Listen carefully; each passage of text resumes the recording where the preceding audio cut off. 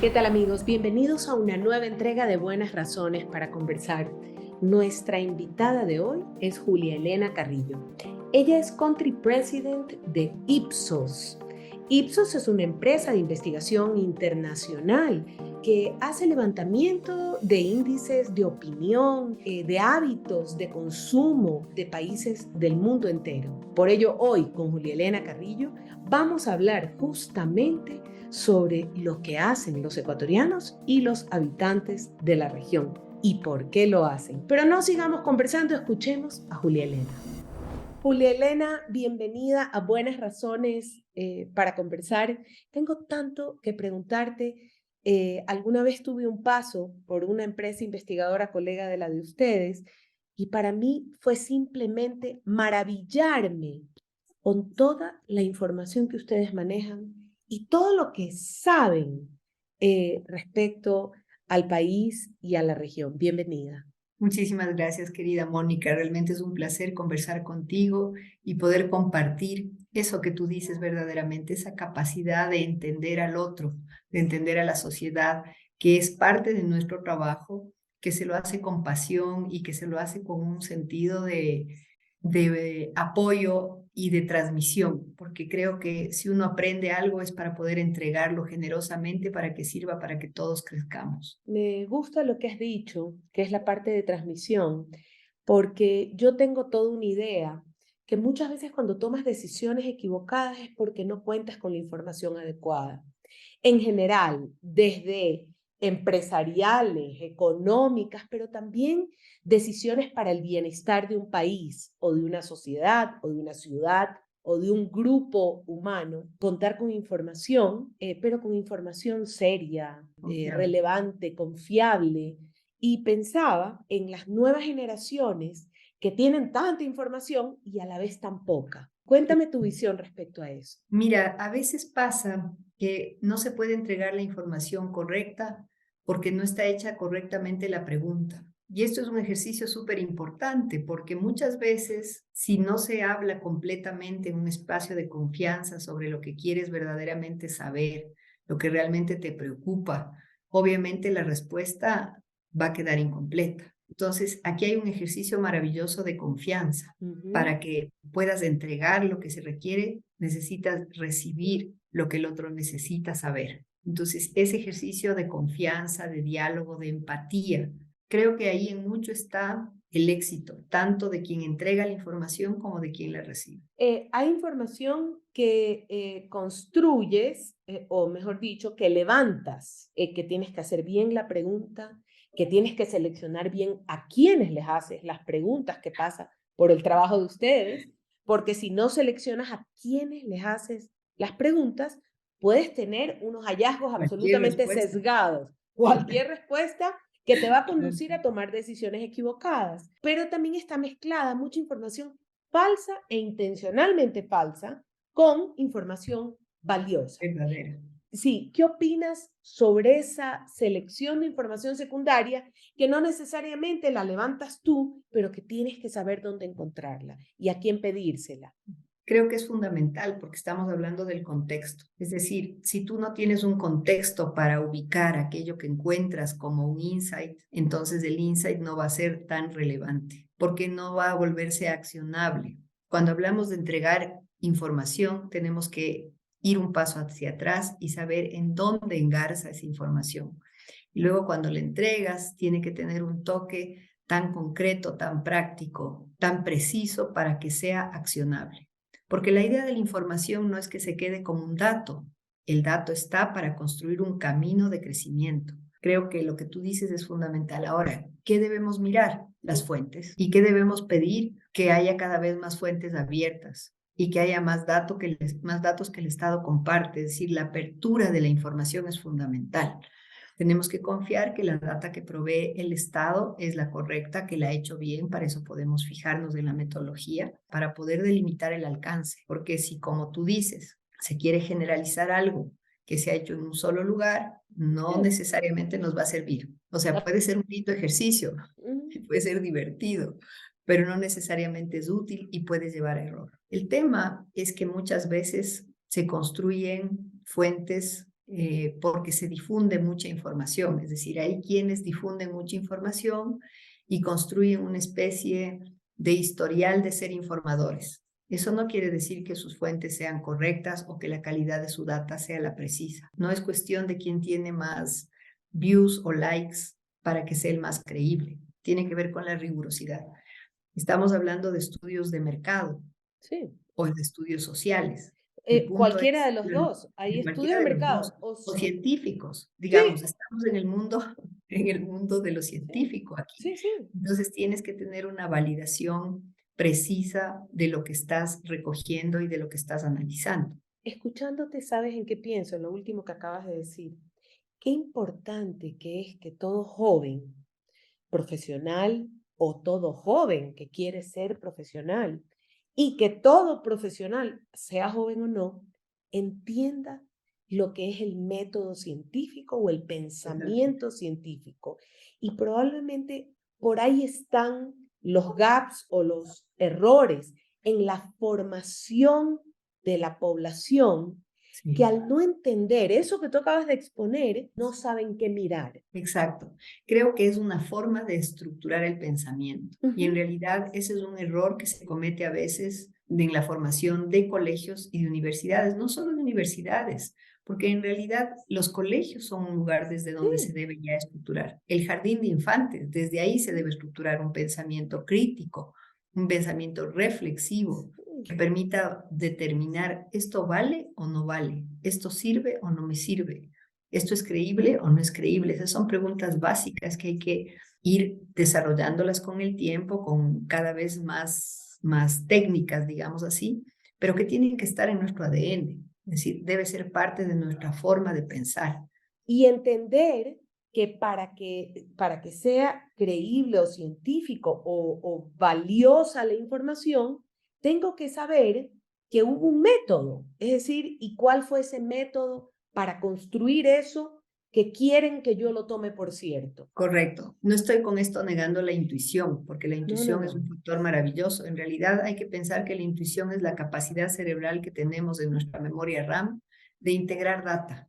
Ahí está la chispa intuitiva y eso está perfecto. Para eso está nuestro cerebro. No lo vamos a desvalorizar. Ujú. Pero lo otro es saber de dónde viene, si este es un camino seguro de construcción que me permite aceptar o no la data que se esté entregando, porque de otra manera vivimos en una ilusión. La data que en ocasiones uno encuentra está intencionalmente construida de esa manera, desde una visión filosófica o política, Y muchas y, veces con la y intención de tenemos que saber manipular, limpiarla. con Muchas intenciones, veces, por claro, de supuesto, muchas manipulación. veces, con la Ujú, intención, por ejemplo, justamente de crear desinformación. ujú. Eso sucede, Sí. lamentablemente. Estoy de acuerdo. Es en los colegios donde debe iniciarse y es en los colegios en donde debes crear este pensamiento crítico que revise, que valide, que verifique, que cuestione, sobre todo que sepa hacerse preguntas. Volvimos a tu primera respuesta, las preguntas correctas. ¿Por qué? Eh, Porque miras tú que más importante que saber cosas, datos concretos, ¿no es cierto? Más importante que eso es tener un ejercicio reflexivo en tu cabeza montado como un procedimiento casi automático. Pero creo que hay que hablarlo y hay que impulsarlo y hay que buscar que las jóvenes generaciones tengan eso improntado, porque hoy día la capacidad de encontrar información es casi infinita. Lo que no está estructurado es la capacidad de discernir si esa información es válida o no es válida. Tú sabes que justo ayer he conversado con la rectora de un colegio muy importante.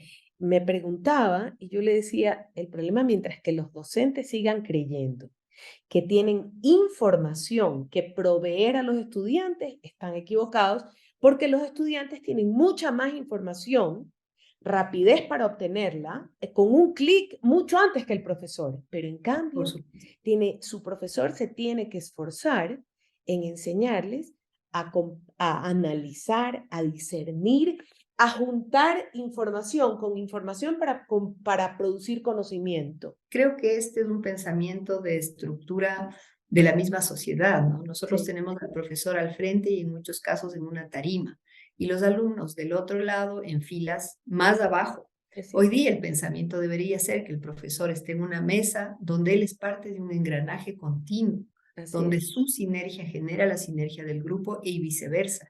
Entonces, él lo que es un constructor de flujos de pensamiento y de flujos de análisis de conocimiento Ujú. que eleven al grupo a un estadio superior. Así es. Entonces, desde el Así es. momento que logremos cambiar inclusive esa estructura Ujú. física, vamos a cambiar con todo el proceso. Eh, Totalmente. Estamos avanzando como especie, como grupo social. Entonces, ese avance se va a ver en nuestra capacidad reflexiva. Vivimos tiempos en que hay mucha más información rápida, instantánea. Claro. Vivimos tiempos de gran desinformación y confusión. Te voy a hablar ahora, sí te voy a hacer preguntas porque tú sabes mucho sobre Gracias. el Ecuador y la región en general. El Convenio Andrés Bello trabaja con toda la región, de allí que yo te haga preguntas no solo relacionadas con el Ecuador, pero quiero que me cuentes un poco qué es lo que más preocupa a los habitantes del Ecuador y de la región, lo más urgente para ellos. Lo más urgente ahora en el Ecuador y en la región es la seguridad. Nosotros somos un país donde nos preocupa mucho el tener o no tener trabajo, a los ecuatorianos en general. Pero hoy día, por sobre el tener o no trabajo, nos preocupa la seguridad. ¿Por qué? Porque el espacio de seguridad también nos permite trabajar. Y a Eh, nivel de la región también existe esa preocupación, pero hay otra preocupación que compartimos regionalmente, pero que es ujú, bastante intensa en Ecuador y que me encanta ujú. compartirla. Tiene que ver con el tema del medio ambiente y el impacto en el planeta. No puedo creerlo, qué bueno saberlo, porque es Sí. una emergencia, o hacemos algo. Y no quiero decir con esto que esta preocupación esté resuelta, ni que Claro, sepamos qué hacer, ni que lo estemos siquiera haciendo. sí, No, estamos lejos de eso. Lo que sí digo es que está en nuestra preocupación. ya. Esta preocupación viene desde los más chicos y sube Y hacia los sube mayores. hacia los adultos, En cambio, la preocupación de la seguridad viene de de los los adultos adultos. y baja hacia los más jóvenes. La Ujú, preocupación de los más jóvenes es como más global, tiene que ver ujú. más con un tema de tendencia más fuerte. Sí, La más que preocupación de los más proteger adultos es más concreto. su sitio, proteger el planeta. ¿Qué vamos a hacer con el Exacto, planeta? Ujú, exacto. Estamos protegiendo, digamos así, todo en nuestro entorno, la ujú. selva, digamos así, mientras los adultos estamos protegiendo el nido. Entonces Tengo son una pregunta. Cuando hablas de seguridad, ¿te refieres únicamente a seguridad slash violencia o también a seguridad económica? Se mezclan un poco, pero prioritariamente en el Ecuador es seguridad slash violencia, que Ujú, impacta en tu seguridad económica, porque recuerda que aquí solamente de la población económicamente activa, solo un tercio está vinculada con la seguridad social y el resto son trabajadores, digamos así, independientes. Todos estos espacios de trabajo, digamos, que están desligados de una estructura formal, aunque a ellos también impacta, por supuesto, están más expuestos a la necesidad de poder avanzar por sí mismos, ¿no es cierto? ujú, Porque si un día una tienda no abre, por ejemplo, ujú. ese día no vende y nadie le subsidia.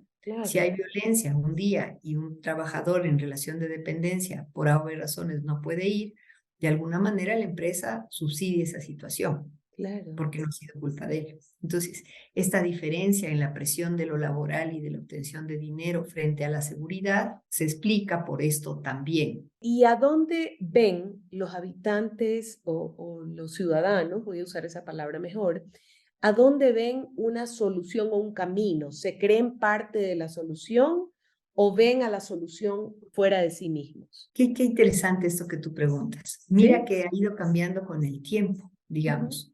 Todavía existe una relación de expectativa de dependencia que está fuera de uno, pero ha ido creciendo con el tiempo la sensación de que si los otros que están fuera no pueden solucionarme lo que yo necesito, entonces tengo yo que como persona debo hacer algo. Y a las otras instancias, digamos, a las que se le ha construido como un posible actor que ayude en la solución de la problemática, no necesariamente solo de lo que es seguridad, ujú, es la empresa privada. Es decir, las estructuras, la sociedad como tal dice, las autoridades me pueden ayudar, capaz no alcanzan o pueden poco, deberían, porque les ujú. corresponde, a lo mejor Sí, no alcanzan tanto. Entonces, ¿quién tiene que ayudarnos en este problema? Pues me toca a mí y además a otros que visualizo que están haciendo cosas y ya. los veo como actores sociales, ya no les veo Ujú, como marcas. deben tener un mayor nivel de compromiso y tienen un nivel de responsabilidad sobre lo que pasa en la sociedad. Entonces, cuando Interesante. preguntas, ¿quién podrá salvarnos de esta situación? ¿Quién es el responsable de ayudarnos en esto? Aparece la sociedad civil, aparecen los empresarios y aparecen las autoridades. Aunque es lógico que vean a la fuerza pública como el primer responsable de cuidar, porque por eso se llama fuerza pública, digamos. Correcto. Y lo demanden, ¿no? Por eso los Sí, sí, niveles de claro. confianza y credibilidad, por ejemplo, Ujú. en las Fuerzas Armadas han subido tanto. Los niveles de credibilidad en las Fuerzas Armadas después de las dictaduras en América Latina bajaron tremendamente, Por porque supuesto. se vio impactada muchísimas situaciones complejas. Ujú, Entonces bajaron. Pero con el paso de los años y con la necesidad de mirarles como actores relevantes, estos ujú. niveles de credibilidad han ido nuevamente subiendo y hoy Ya. están en indicadores por sobre la mitad.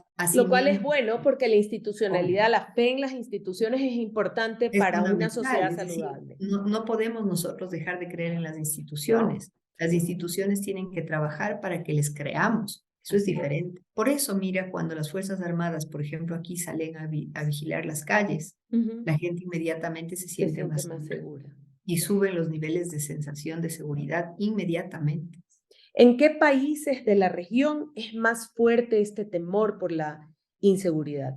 Creo que nosotros estamos bastante arriba, pero es un proceso general. ¿Por qué? Ujú. Porque los niveles de violencia, los niveles de robo han subido en todos los países de América Latina. México, por ejemplo. México tiene una situación bastante crítica. Nosotros tenemos una situación compleja. Ujú. Colombia tiene además como más experiencia, la ha Por pasado supuesto. ya más fuerte y hoy está como más estable. Nosotros lamentablemente hoy día hemos estado como en el ojo del huracán. Lo cual es sumamente grave. Así como hemos hablado de miedos o de temores, vamos a usar la palabra preocupaciones, quiero también preguntarte por la felicidad, por este índice o este indicador de países más felices o menos felices. Y me interesa mucho entender cómo haces para medir qué país es más feliz que otro o qué conforma este indicador, qué consideramos que es lo que hace feliz a una población. Es muy interesante porque nosotros históricamente los ecuatorianos tenemos estos recuerdos de que no somos tan felices porque nuestra música es triste y tenemos como este preconcepto, ¿no es cierto? Ujú, Decimos, la música es triste, entonces muy ujú. felices no hemos de ser. En cambio, pensamos, por ejemplo, en Colombia y decimos, pues Es que alegría, eso es baila. parte de la fiesta, baila la vida, deben ser súper felices.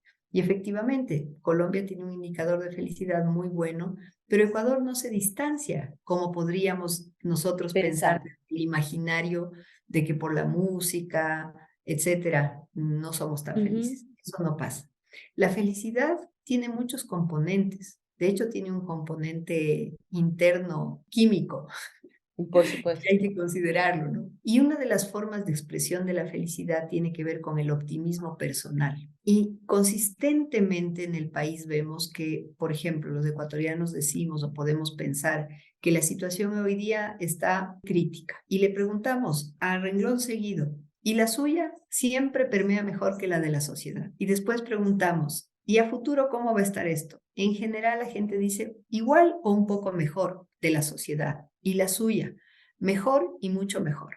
Es decir, la Wow. percepción sobre lo que yo puedo lograr a futuro y lo que yo estoy teniendo en este momento en relación a la sociedad siempre es mejor. Ahí hay un grado interesantísimo Súper. de optimismo porque los individuos dicen, ok, esto es, pero yo estoy mejor. Eso es maravilloso porque ahí hay una energía muy potente que nos permite avanzar. Y otro factor interesante tiene que ver con el sentido de percibirnos como buenos, la bondad, el optimismo, que están percibidos y que son parte inherente de nuestra autoevaluación, Sí, sí, digamos así. Esto es autopercepción. Sí. cultural. Ajá. Entonces, el sentido de felicidad está impregnado de eso, de Qué, la capacidad también que existe del humor. El humor de la sierra es un humor muy interesante, es un humor crítico, pero existen ujú. los memes. Pasa una noticia y los memes se demoran 5 minutos. instante en salir. Sí. La expresión del humor, digamos así, hoy día está ya metida en las redes. Antes se llamaban los cachos o los chistes. Sí.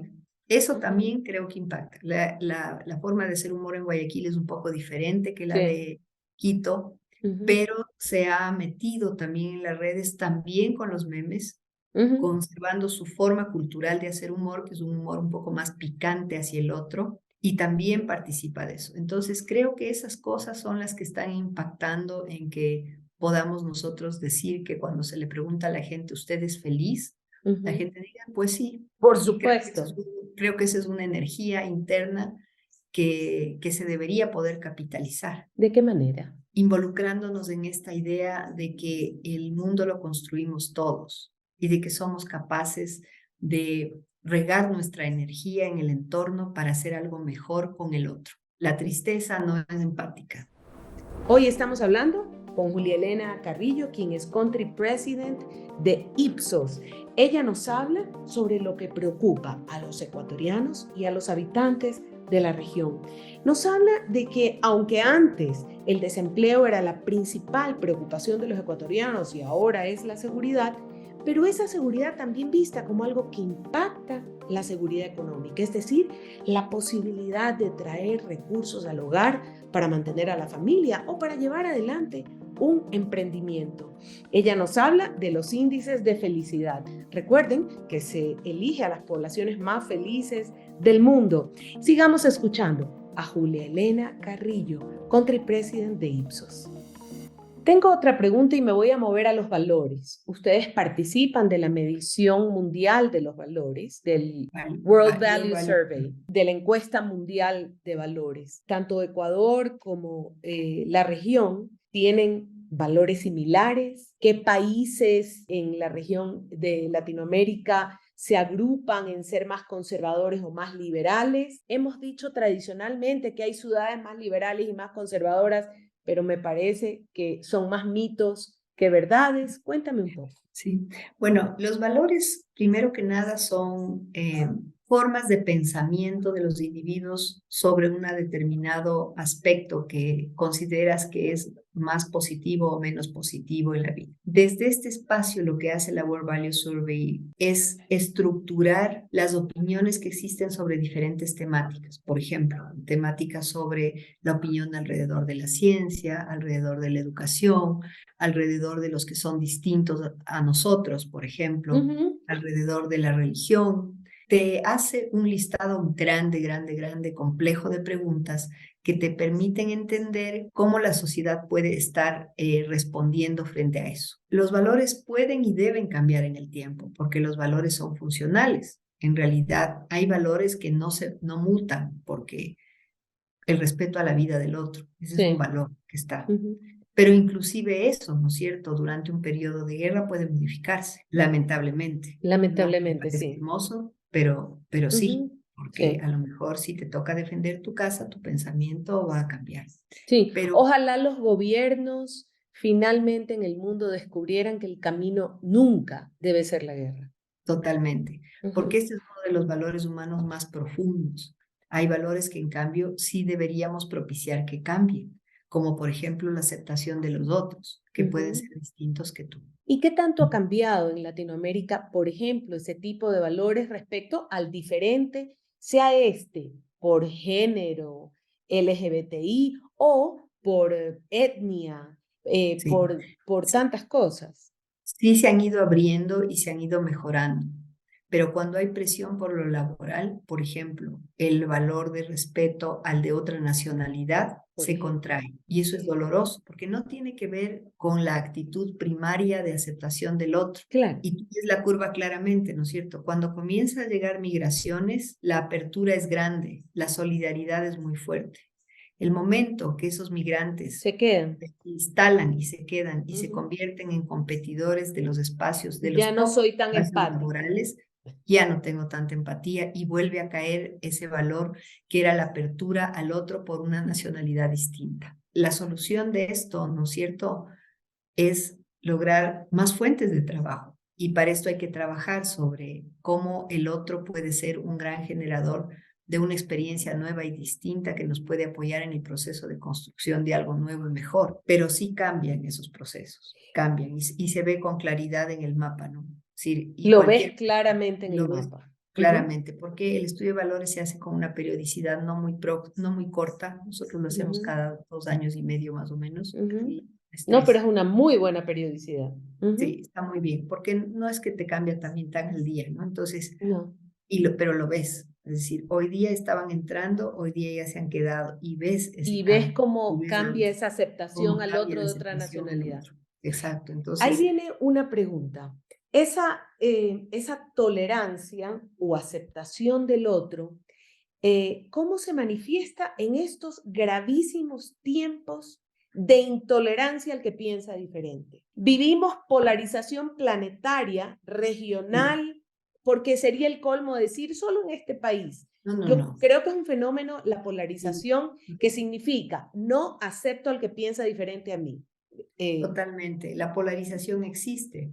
Antes, por ejemplo, un gobierno llegaba con 70% de aceptación y 30% de rechazo, o sea, mucho más que la mitad más uno. Ujú, Cada vez más vemos en todo el planeta que el momento de las elecciones, que es un momento interesante de mirar ujú. cómo están Sí. los datos, porque es ahí Ujú, en vivo y entiendes las posiciones de los votantes y de los elegidos, hoy llegan con diferencias pequeñas. Mira el caso de Perú y en las últimas elecciones, mira nuestras elecciones, mira sí. otras elecciones en Las de Europa, Estados Unidos, las las de de Estados Europa, Unidos. Entonces, realmente las diferencias casi son miti-miti. mínimas. ¿Qué ves? Ves una polarización de la sociedad.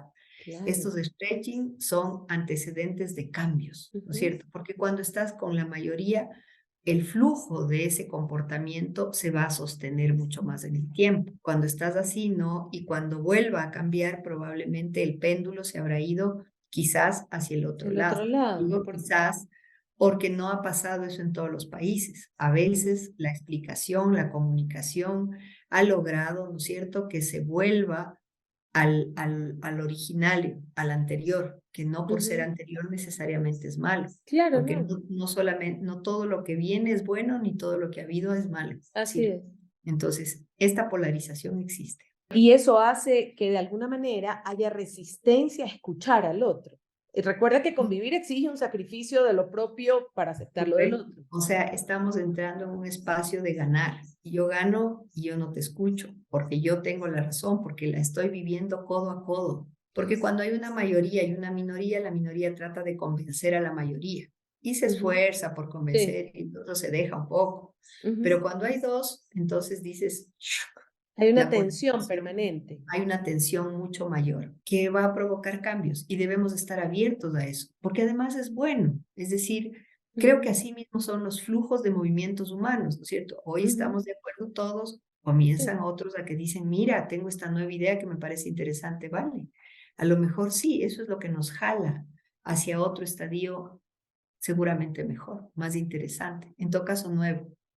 Sí, sabes que se me acabó el tiempo, pero yo tengo que hacer una última pregunta, ojalá no sean dos, quedándome en este tema un segundo más respecto a los temas de corrupción y que yo me acuerdo un resultado del Latinobarómetro de algunos años antes en que los ciudadanos reconocían que había corrupción para conseguir, desde para sacar un documento hasta para moverse ágilmente dentro de la vida ciudadana. ¿Qué tanto sigue siendo así el tema y qué tanto es una preocupación de la región o de cada país? Es una preocupación de la región, la corrupción. Acabamos de entregar un estudio para Transparency International Ujú, sobre el Ecuador. Ellos miden indicadores comparativos. Es un problema de la región y del mundo. Que se mida ya es bueno, que se sepa cuánto hay también. ujú, Lo que hay que hacer ahora es comenzar a accionar para que eso desaparezca, porque ujú, esto permea en toda la sociedad y lo riesgoso es que se legitimice. Pero ¿qué pasa también? Y esto nos vuelve al inicio de nuestra conversación, la ujú. validez de la data. La corrupción también está apalancada por información incorrecta.